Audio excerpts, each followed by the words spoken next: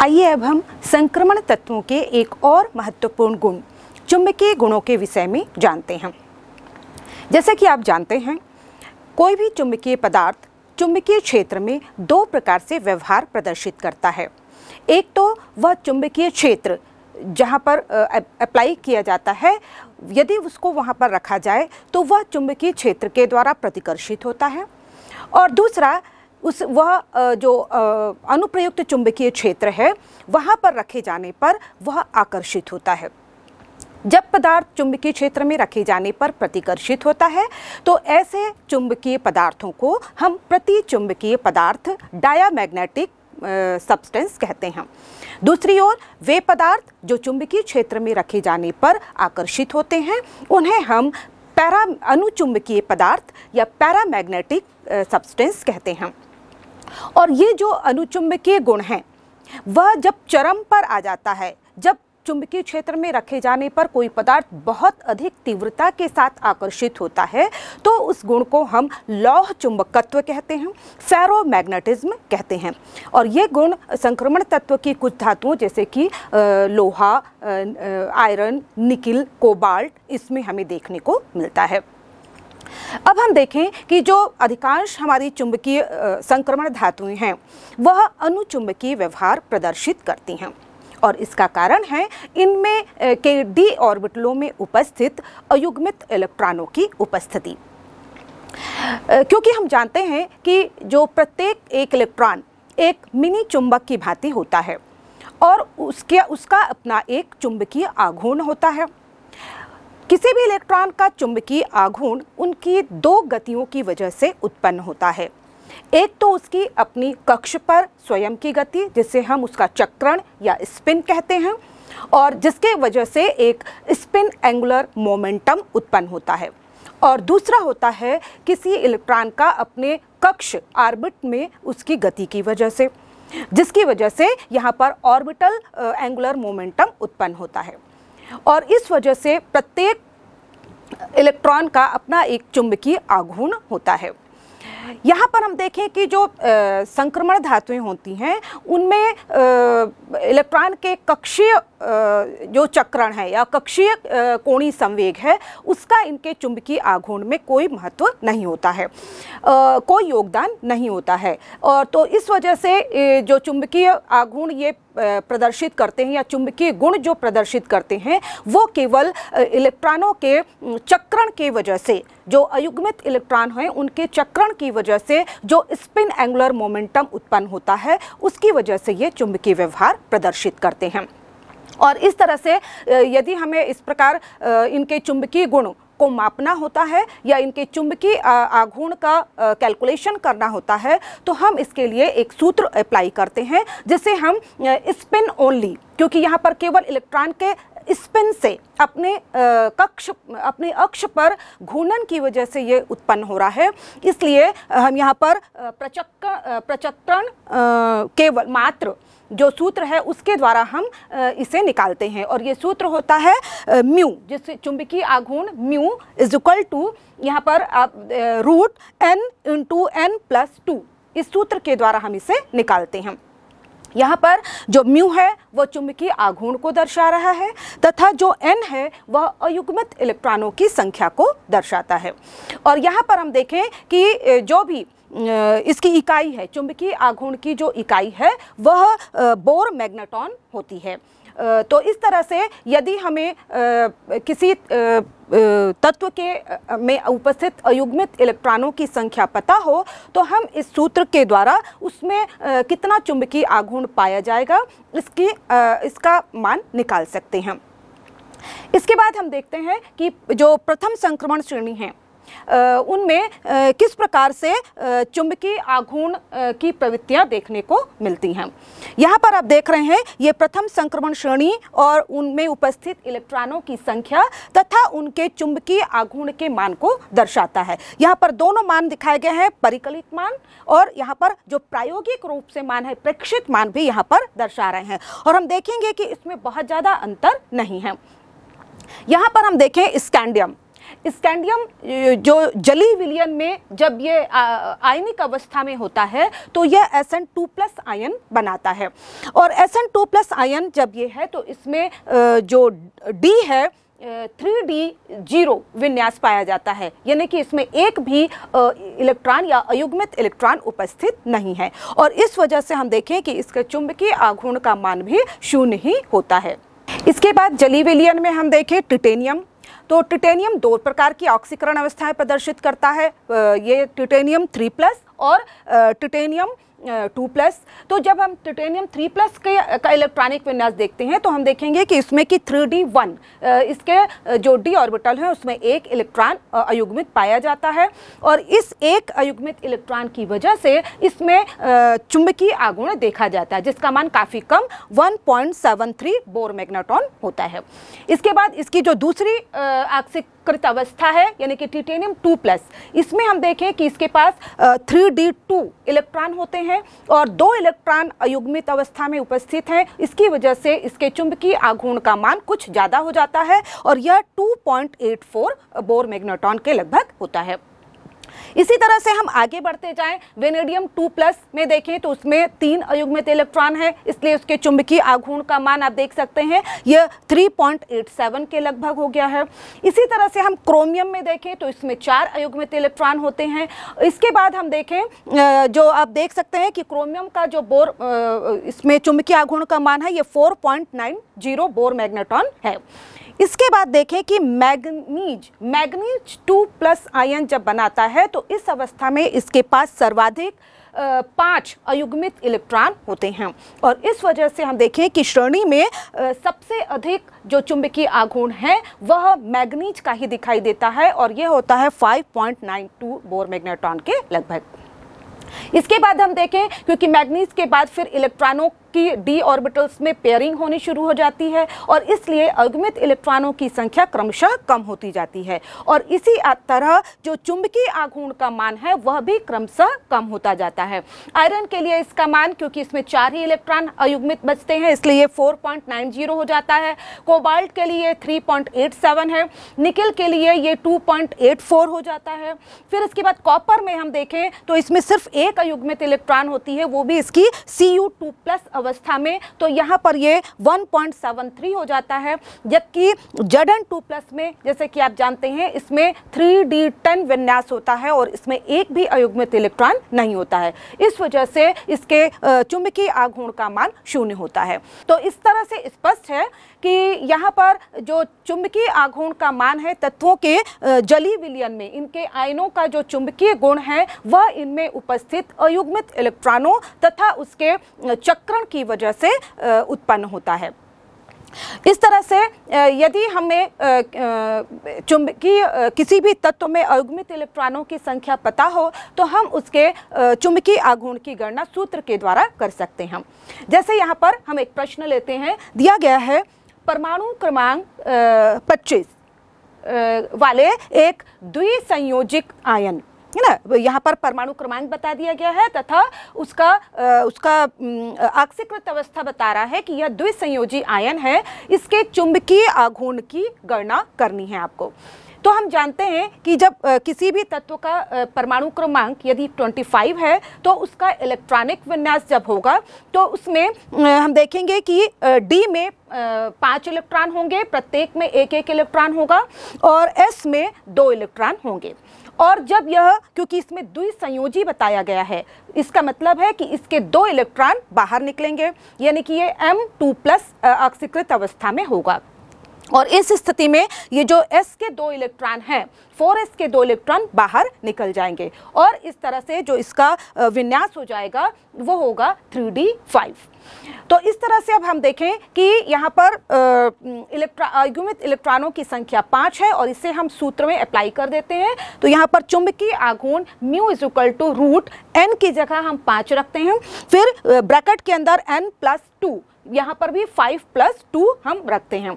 तो यहाँ पर देखिए 5+2 = 7 हो जाएगा, 7 × 5 करेंगे तो हमें 35 यानी कि √35 हमें मिलेगा और √35 इसका परिणाम यहाँ निकालें तो हमें प्राप्त होगा 5.92 बोर मैग्नेट्रॉन। तो इस तरह से सूत्र के द्वारा हम उसके में उपस्थित चुंबकीय आघूर्ण का परिकलन कर सकते हैं। इसी तरह से एक और सवाल हम लेते हैं जो कि कुछ अलग ढंग से पूछा जा रहा हो। जैसे प्रश्न दिया गया है Fex+, यहाँ पर देखिए आयरन बताया दिया गया है, लेकिन इसकी जो ऑक्सीकृत अवस्था है ना, उसमें X दिया हुआ है और यह आयन के चुंबकीय आघूर्ण का मान √35 है। ये आपको बता दिया गया है, चुंबकीय आघूर्ण बता दिया गया है। अब यहाँ पर आपसे पूछा जा रहा है कि यहाँ पर जो X+ लिखा गया है आयरन के ऊपर, तो X का मान आपको निकालना है। तो इस तरह से फिर से हम इसी सूत्र का उपयोग करते हैं। चूंकि चुंबकीय आघूर्ण का मान हमें दिया हुआ है तो वहां पर हम म्यू की जगह पर √35 लिख देते हैं। इज इक्वल टू हम यहाँ पर अयुग्मित इलेक्ट्रॉनों की संख्या देखते हैं। यहाँ पर हमें क्योंकि आयरन दिया हुआ है तो आयरन में हम देखें आयरन का जो परमाणु क्रमांक है वो 26 होता है और जब हम इसका इलेक्ट्रॉनिक विन्यास करते हैं तो इसे 3d6 4s2 विन्यास सामान्य अवस्था में ग्राउंड स्टेट में हमें मिलता है। तो इस तरह से सूत्र में क्योंकि बोर मैग्नेट्रॉन का मान यहाँ पर दिया हुआ है तो हम यहाँ लिख लेते हैं √35। अब इसके बाद हम लिखते हैं इज इक्वल टू रूट। अब यहाँ पर n तथा n+2 दिया हुआ है तो हम यहाँ पर n पे वो नंबर डालकर ये पता लगाएंगे कि कौन सा नंबर n की जगह हम रखें तो उससे जो बोर मैग्नेट्रॉन का जो चुंबकीय आघूर्ण का मान है वह √35 प्राप्त हो जाए। तो हम देखेंगे कि यदि यहाँ पर 5 रखते हैं तो 5 + 2 इज इक्वल टू 7 इंटू 5 करेंगे तो यहाँ पर हमें √35 प्राप्त हो जाएगा। यानी कि यहाँ से हमको n की वैल्यू पता हो गई है। अब n की वैल्यू यहाँ पर 5 है तो अब हम इससे आयरन की ऑक्सीकृत अवस्था पता कर सकते हैं। यहाँ चलिए देखते हैं कि हम जानते हैं आयरन, इसका परमाणु क्रमांक होता है 26 और इस परमाणु क्रमांक 26 के समय जब इसका विन्यास होता है वह है 3d6 4s2 और यहाँ पर हम देखें कि केवल 4 ही अयुग्मित इलेक्ट्रॉन उपस्थित है d ऑर्बिटल में। तो इस तरह से हम यदि 4s के 2 इलेक्ट्रॉन निकाल दें और यहाँ पर 3d के 1 इलेक्ट्रॉन निकाल दें तो उस अवस्था में इसके पास 5 अयुग्मित इलेक्ट्रॉन बचेंगे। तो इस तरह से हमने 3 इलेक्ट्रॉन बाहर निकालने पर यहाँ पर हमें Fe में जो d ऑर्बिटल है उसमें 5 इलेक्ट्रॉन बचते हैं। तो इस तरह से यहाँ पर हम जान सकते हैं कि आयरन यहाँ पर 3+ ऑक्सीकरण अवस्था में होगा। तो इस तरह से प्रश्नों को किसी भी तरह से पूछा जाए हम यहाँ पर सूत्र का उपयोग करके उसमें कौन सी ऑक्सीकृत संख्या है ये पता लगा सकते हैं, या फिर यदि चुंबकीय आघूर्ण का मान दिया गया हो तो वहाँ पर हम अयुग्मित इलेक्ट्रॉनों की संख्या ज्ञात कर सकते हैं। यदि अयुग्मित इलेक्ट्रॉनों की संख्या दे दी गई हो तो हम वहां पर चुंबकीय आघूर्ण का मान निकाल सकते हैं। आइए अब हम संक्रमण तत्वों के एक और महत्वपूर्ण गुण को जानते हैं, वह है जलीय विलयन में रंगीन आयन बनाना। जैसे कि आप देख सकते हैं विभिन्न संक्रमण तत्वों के जलीय विलयन भिन्न भिन्न रंगों के होते हैं और इनमें इस आयनिक अवस्था में जो रंग का पाया जाना है वह इसमें उपस्थित अयुग्मित इलेक्ट्रॉनों की वजह से होता है। और ये जो अयुग्मित इलेक्ट्रॉन हैं वह d ऑर्बिटलों में एक निम्न ऊर्जा स्तर से उच्च ऊर्जा स्तर में जब जाते हैं और जब उच्च ऊर्जा स्तर से निम्न ऊर्जा स्तर पर लौटते हैं तो उस समय एक ये निश्चित तरंग दैर्घ्य की ऊर्जा को निष्कर्षित करते हैं और जिस तरंग दैर्घ्य से की ऊर्जा को वो निष्कर्षित करते हैं उसी से जुड़े हुए रंग के ये दिखाई देते हैं।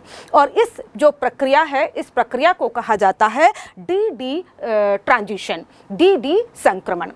इसके अलावा एक और कारण होता है जिनमें कि अयुग्मित इलेक्ट्रॉन उपस्थित नहीं होते हैं, ऐसे यौगिक भी हैं लेकिन उनमें रंग पाया जाता है। तो इसका जो कारण है वह चार्ज ट्रांसफर स्पेक्ट्रा, इसका दूसरा कारण बताया जाता है। तो आइए हम इसे समझते हैं। जैसे कि आप सभी जानते हैं कि जो d ऑर्बिटल है वो 5 d ऑर्बिटल होते हैं, लेकिन जब हम इसकी संरचना देखते हैं तो हम इन 5 d ऑर्बिटलों को दो सेट में डिवाइड करते हैं। एक जो सेट होता है वो होता है नॉन एक्सियल सेट। इसमें 3 आपके ऑर्बिटल्स आते हैं। ये वो ऑर्बिटल्स होते हैं जिनके लोब, चारों लोब, ये जो अक्ष है, एक्सिस है, उनके बिटवीन, मध्य में पाए जाते हैं। और ये 3 लोब होते हैं। यहाँ पर आप देखिए DXY, जिसके लोब्स हैं X और Y एक्सिस के बीच में है। इसी तरह से यहाँ पर DXZ, यहाँ पर तो उसके, इनके जो d ऑर्बिटल के लोब होंगे वो X एक्सिस और Z एक्सिस के मध्य में होंगे। और इसी तरह से जो तीसरा होगा वो DYZ, इसके लोब होंगे वह Z और Y एक्सिस के मध्य में होते हैं। और इन तीनों d ऑर्बिटलों के सेट को हम T2G सेट कहते हैं। इसी तरह से बाकी के जो 2 d ऑर्बिटल्स होते हैं उनमें से एक d ऑर्बिटल जो होता है वो उसके लोब x एक्सिस और y एक्सिस के ऊपर उपस्थित होते हैं। और इसीलिए इस प्रकार का ये जो d ऑर्बिटल होता है उसे हम dx² y² कहते हैं। और जो एक 5वें नंबर का जो ऑर्बिटल है उसमें जो उसके 2 लोब तो z एक्सिस के ऊपर होते हैं और इसके जो 2 लोब हैं वो रिंग के रूप में उपस्थित होते हैं तथा जो XY एक्सिस होती है सरफेस प्लेन, उस पर ये पाए जाते हैं। तो इस तरह से इसका जो नाम होता है वो होता है dz²। और ये जो एक्सियल सेट हैं, है ना, जिनमें कि लोब एक्सिस के ऊपर पाए जाते हैं, इन्हें हम EG सेट कहते हैं। तो ये जो 5 भिन्न भिन्न ऑर्बिटल्स हैं, जब कोई परमाणु संक्रमण तत्व आइसोलेटेड स्टेट में, विलगित अवस्था में होता है, तो उस समय यहाँ पर ये 5 d ऑर्बिटलों की ऊर्जा समान होती है, अर्थात ये डिजनरेट होते हैं।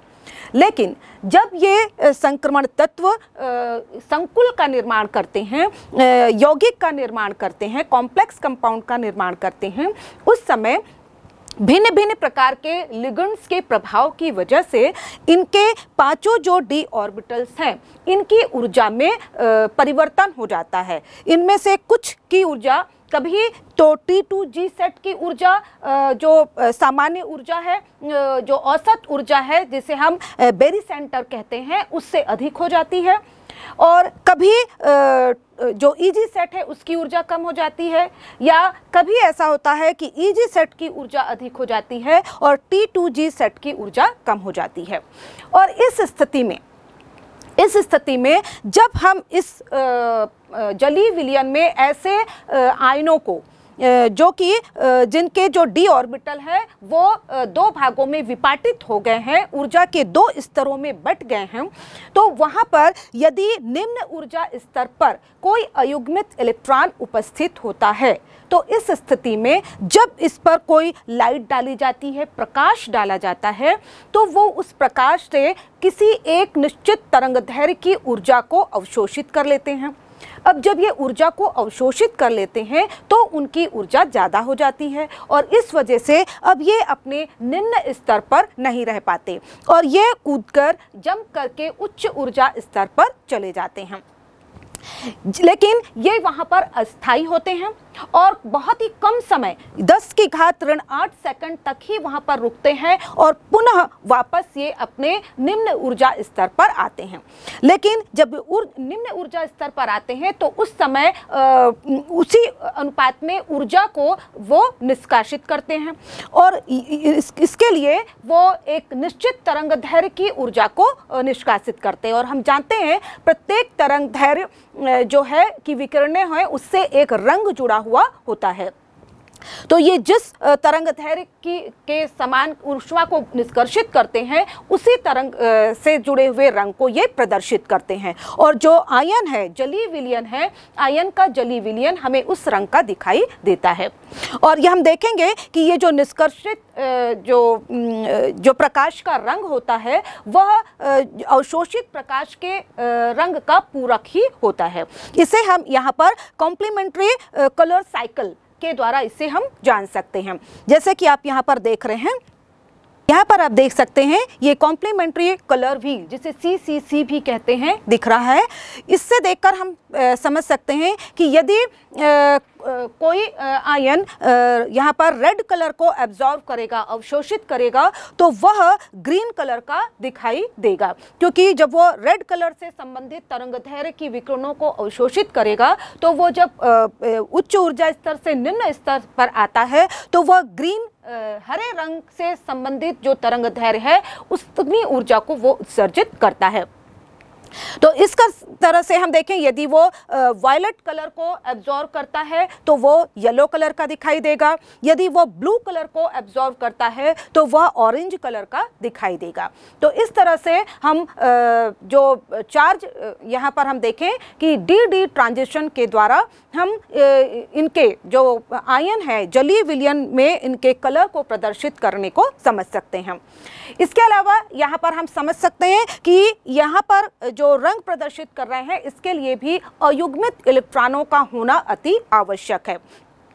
जैसे कि हम यहाँ पर प्रथम संक्रमण श्रेणी के तत्वों के में देखें तो स्कैंडियम 3+, स्कैंडियम 3+, जिसमें कि 3D शून्य जो इसका इलेक्ट्रॉनिक विन्यास होता है, और हम देखेंगे कि इसका जो जलीय विलयन होता है वह रंगहीन होता है, क्योंकि अयुग्मित इलेक्ट्रॉन उपस्थित नहीं है, और जब अयुग्मित इलेक्ट्रॉन उपस्थित नहीं होंगे तो यहाँ पर डी ट्रांजिशन भी नहीं होगा, और इस वजह से यहाँ पर रंग उपस्थित नहीं होगा। इसी तरह से हम टिटेनियम 4+ आयन को लें तो यहाँ पर इसका विन्यास भी 3D 0 होता है, और इसलिए यह भी रंगहीन होता है। ये लेकिन यदि हम टिटेनियम 2+ को देखें तो टिटेनियम 2+ में हमने देखा कि 3D1 विन्यास होता है, और इसमें एक अयुग्मित इलेक्ट्रॉन की उपस्थिति की वजह से यह हमें नीले लोहित रंग का दिखाई देता है। इसी तरह से वेनेडियम 4+ आयन है, इसमें भी एक इलेक्ट्रॉन उपस्थित होता है और यह भी नीले रंग का होता है। वेनेडियम 3+ आयन लें जिसमें कि यहाँ पर 2 अयुग्मित इलेक्ट्रॉन होते हैं, और इस वजह से यह हरे रंग का होता है।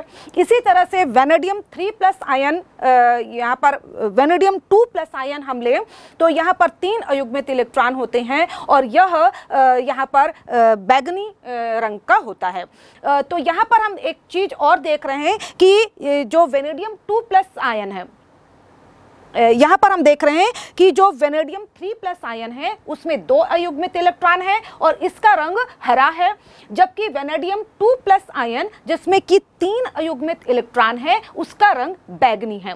तो इससे एक बात और स्पष्ट होती है कि जो इनकी उच्च ऑक्सीकृत अवस्था होती है उस समय इनमें जो रंग होते हैं वो गहरे होते हैं, यानी कि जब कोई भी जो संक्रमण तत्व अपनी आयनिक अवस्था में उच्च ऑक्सीकृत अवस्था में होता है उस समय वह अधिक गहरे रंग का दिखाई देता है। और इसका कारण इस तरह से फजांस रूल के आधार पर भी समझ सकते हैं, क्योंकि हम जानते हैं कि जब भी किसी तत्व में उच्च ऑक्सीकरण अवस्था होती है, यानी कि उसमें आयनों की संख्या अधिक होती है, उतनी यहाँ वो जो आयन होगा उसकी साइज़ छोटी होती है, और जब आयन की साइज़ छोटी होती है तो उस कंपाउंड में यौगिक में कोवलेंट कैरेक्टर ज़्यादा आता है, और इसलिए हम जानते हैं कि अधिकांश जो कोवलेंट यौगिक कंपाउंड होते हैं वो रंगीन होते हैं, जबकि हम देखेंगे कि जो आयनिक कंपाउंड होते हैं वो प्रायः सफ़ेद या रंगहीन होते हैं।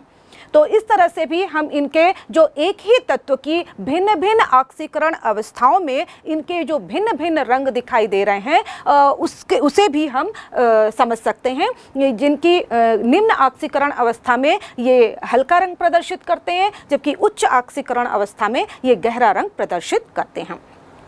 अब यहाँ पर यदि प्रश्न दिया हो, जैसे कि यहाँ पर कुछ तत्वों के आयनों को दिया गया है, जैसे titanium 3+ ion, iron 3+ ion, manganese 2+ ion तथा जिंक 2+ आयन, कॉपर 1+ आयन तथा क्रोमियम 6+ आयन, और इसमें यदि पूछा जाए कि इसमें से कौन रंगीन होगा और कौन रंगीन नहीं होगा, तो यहाँ पर हम देखें कि इनका इलेक्ट्रॉनिक विन्यास हमें देखना होगा कि इनमें किसमें अयुग्मित इलेक्ट्रॉन उपस्थित हैं।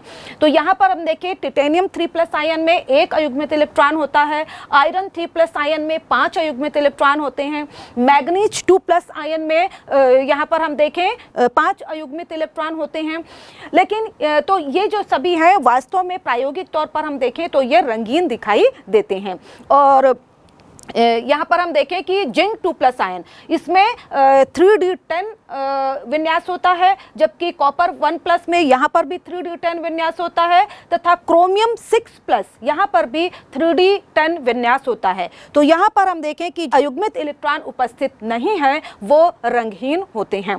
तो इस तरह से यहाँ पर स्पष्ट होता है कि जो संक्रमण धातुओं के आयन हैं उनके जलीय विलयन में रंग क्यों प्रदर्शित होता है, वह इनमें उपस्थित अयुग्मित इलेक्ट्रॉनों की उपस्थिति की वजह से है, क्योंकि अयुग्मित इलेक्ट्रॉनों के उपस्थित रहने से ही यहाँ पर डी ट्रांजिशन होगा, जिसकी वजह से कलर उत्पन्न होते हैं। अब हम कुछ उदाहरण लेते हैं, जैसे कि पोटेशियम परमैंगनेट, पोटेशियम डाइक्रोमेट तथा यहाँ पर हम देखें फेरिफेरोसाइनेट। ये ऐसे कंपाउंड्स हैं जो कि रंगीन होते हैं, जैसे कि पोटेशियम परमैंगनेट ये पिंक कलर का होता है, पोटेशियम डाइक्रोमेट ये नारंगी ऑरेंज कलर का होता है, तथा यहाँ पर फेरिफेरोसाइनेट है यह प्रशियन ब्लू कलर का होता है। तो इस तरह से लेकिन जब हम इनका विन्यास देखते हैं, इलेक्ट्रॉनिक विन्यास देखते हैं, यहाँ पर जो मैग्नीज है उसका विन्यास 3d10 है, तथा क्रोमियम का विन्यास भी हम देखें पोटेशियम डाइक्रोमेट में यह 3d10 है, तथा यहाँ पर आयरन का भी जो विन्यास हम देखें तो वह जो Fe2+ का है वह भी 3d10 है। तो इस स्थिति में हम देखें कि यहाँ पर अयुग्मित इलेक्ट्रॉन उपस्थित नहीं है, लेकिन फिर भी ये कलर प्रदर्शित करते हैं। तो इनके कलर प्रदर्शित करने को हम दूसरे तरीके से समझाते हैं और उसे कहते हैं हम चार्ज ट्रांसफर स्पेक्ट्रा। इसमें यह माना जाता है कि यहाँ पर एक ही अणु में, जैसे हम यहाँ पर मैग्नेट आयन का उदाहरण लेते हैं, MnO4-, यहाँ पर हम देखें कि जो मैग्नीज है उसकी ऑक्सीकरण अवस्था +7 है, जबकि ऑक्सीजन की ऑक्सीकरण अवस्था यहाँ पर -2 है। यहाँ पर ऑक्सीजन में से एक इलेक्ट्रॉन अल्प समय के लिए मैग्नीज के पास मैग्नीज जो M7+ आयन है वहाँ पर चला जाता है, और इस वजह से यहाँ पर इस जो मैग्नीज है वो कुछ समय के लिए इसकी जो ऑक्सीकृत अवस्था है वो परिवर्तित हो जाती है, लेकिन यह इलेक्ट्रॉन कुछ ही समय में, कुछ ही सेकंड में वापस पुनः वह ऑक्सीजन के पास चला जाता है। और इस स्थिति में हम देखें कि जब ऑक्सीजन में से इलेक्ट्रॉन मैग्नीज आयन के पास आता है तो उस समय यह एक निश्चित तरंग दैर्घ्य की ऊर्जा को अवशोषित करेगा, और दूसरी ओर जब यह वापस जाएगा तब भी यह निश्चित तरंग दैर्घ्य की जो विकिरण है उसे वह उत्सर्जित करता है। और इस तरह से यहाँ पर इलेक्ट्रॉनों के ऊर्जा को अवशोषित करने तथा उसकी पूरक ऊर्जा को यहाँ पर उत्सर्जित करने की वजह से ये यौगिक हमें रंगीन दिखाई देते हैं। और इस तरह से हम देखें कि ये जो हाई ऑक्सीडेशन स्टेट है ना, यहाँ पर तभी यह कलर हमें दिखाई देता है।